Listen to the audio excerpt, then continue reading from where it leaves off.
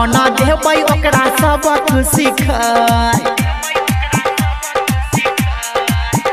हे गई चुगला करै छै चुगला बना देबै ओकरा सबक सिखाय। आ बड़की बहिन टिकी के नोचतई हम देबै दाढ़ी झरकाय।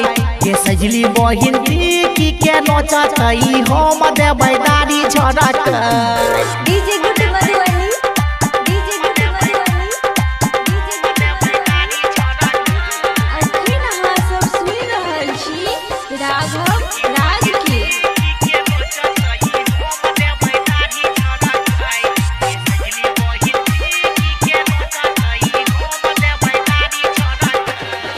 गाड़ी हम देबै सखी के चुनल चुनल चुगला छै गे हे बड़ा काछू चुनर।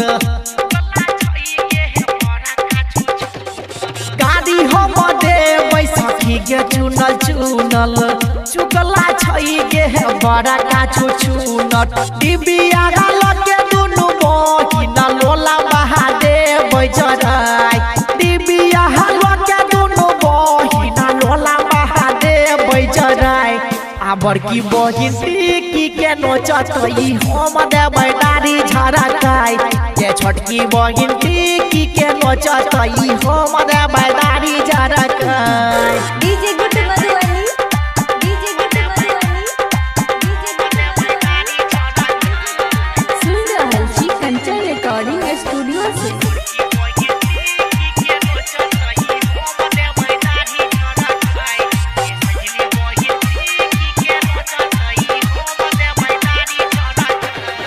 सामा खेले गेलिए ओइ दिन राघव भैया अंगना ओहो पर आबि गेलै ई त बाता बनना।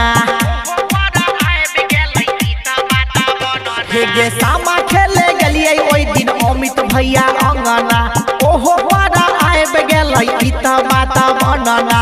ताई तोर राधे राघव के हे देबै हम जनाय। के ताई तोर राधे राघव के हे देबै हम जनाय। आ बड़की बहिन टिकी के नोचतई हम देबै दाढ़ी झरकाय। के छोटकी बहिन टिकी के नोचतई हम देबै दाढ़ी झरकाय। चुगला करै छै चुगला बना देबै ओकरा सबक सिखाय। हे गई चुगला करै छै चुगला बना देबै ओकरा सबक सिखाय। आ बड़की बहिन टिकी के नोचतई हम देबै दाढ़ी झरकाय। के सजली बहिन टिकी के नोचतई हम देबै दाढ़ी झरकाय।